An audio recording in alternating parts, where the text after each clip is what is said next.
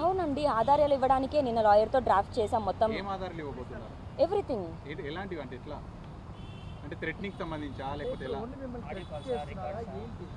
ఏవండి, థ్రెట్ అన్నది నాకు అన్ని విధాలుగా జరిగింది.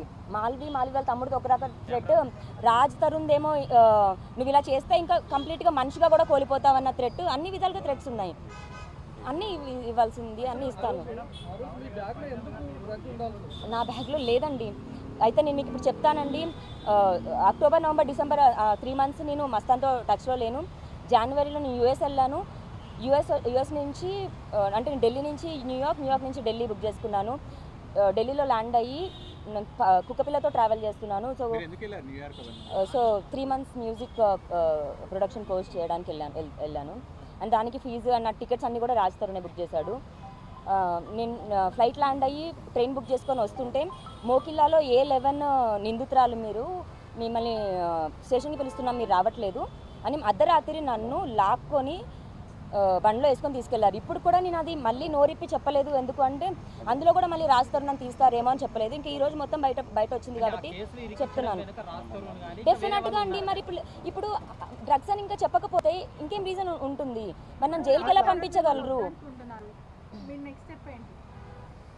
నాకు కావాలండి ఇంకా అతను, లేకపోతే నేను ఇంకా బతకలేను. ఇంకేమో నాకు ఇంకా ఆలోచన కూడా లేదు.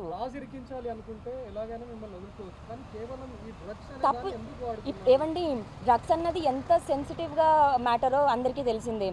తప్పు నాది అని చూపించడానికి తప్పుడుది ఒక తప్పుడుది అని చూపించడానికి. ఎగ్జాక్ట్లీ అండి. ఇప్పుడు నేను ఒక డ్రగ్ చేస్తున్నాను అంటే నాకు ఇప్పుడు 33 years హిస్టరీలో ఉండాలి కదా. మోకిల్లా కేసు అన్నది అయిన తర్వాత ఏంటి, నాకు మస్తాన్ పరిచయం అయింది 1.5 year కూడా అవ్వలేదండి. దాని తర్వాత నుంచి వస్తున్న ఇష్యూస్ ఇవన్నీ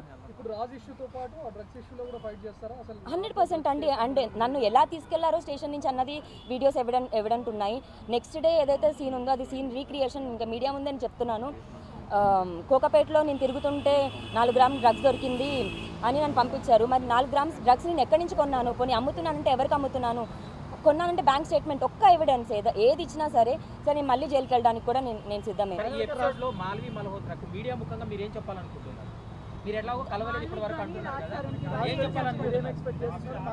నేను ఇదంతా చేయడం రాజ్కి కోపం ఇవన్నీ తెప్పించవచ్చు. రాజ్కి సారీ చెప్తాను.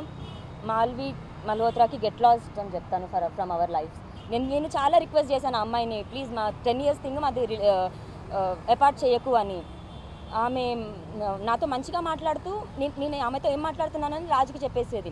సో అది మాకు ఇంకా డిస్టర్బెన్స్ ఎక్కువ పెంచింది ఇంటర్నల్గా. ఈ గొడవ ఇలాగే కొనసాగితే మీరు ఆ కుక్కలను కావచ్చు, ఆ ఇల్లును మెయింటైన్ చేయడానికి డబ్బులు లేవంటున్నారు. మరి మీరు ఆ ఇంట్లో కొనసాగుతారా? అసలు మీ భవిష్యత్ పోరాటం ఏ విధంగా? ఏవండి, నేను డిపెండెంట్ అండి. ఒక టైంలో అతను పని చేస్తున్నాను కదా, చేయాల్సిన అవసరం లేదు అన్న దగ్గర ఉన్నాడు. నేను అదే నమ్మాను, అతనే నమ్ముకున్నాను, అలాగే ఉన్నాను. నాకు ఇంకా ఆలోచన కూడా లేకుండే. అండ్ ఇప్పుడు అమ్మాయి ఏం పని చేయదు అంటే పొద్దున్న లేచినప్పటి నుంచి సాయంత్రం దాకా నాకు ఇంట్లో పని అయిపోతుందండి.